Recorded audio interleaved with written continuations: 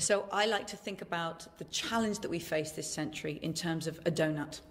What's the donut? The outside ring of that donut are the 9 planetary boundaries described by Johann Rockström and other Earth system scientists as the limit of pressure that we can put on natural systems before we go over tipping points into a very undesirable state.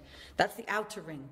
But there's also an inner ring of the social foundation, the resources that every human being needs to meet their human rights to food, to water, shelter, energy, income. And if we use resources so that every human being can have the resources they need to meet their human rights, all 9 billion of human beings to come, but can we do that within the planetary boundaries? So it's a donut-shaped space that we need to get into, and it's a balance between ensuring every human has the resources they need, but we do it within the means of this one planet. To me, that is the generational challenge we face in the 21st century.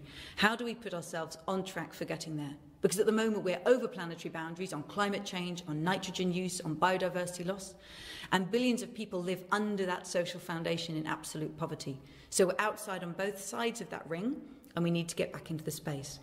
The question is, what kind of economy, what kind of economic design and economic thinking do we need to take us there? You spoke about changing the mindset of people. How to go about that? I studied economics 20 years ago at university because I wanted to be equipped with the mindset and the tools that would help me be part of tackling humanity's social and environmental problems. And I was very frustrated in what I was taught because the environment was an optional paper that you could do in the second year. It's an externality. Poverty hardly came into it.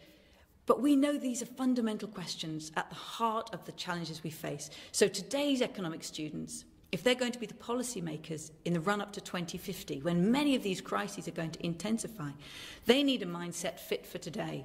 They need to think in systems.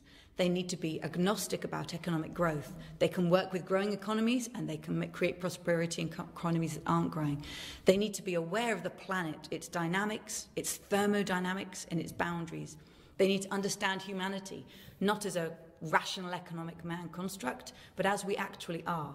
So there's real excitement in new kinds of economics that are going on, in new ways we can bring these ideas together, and students are crying out for this new mindset. So I think it will be an incredibly exciting time to study 21st century economics.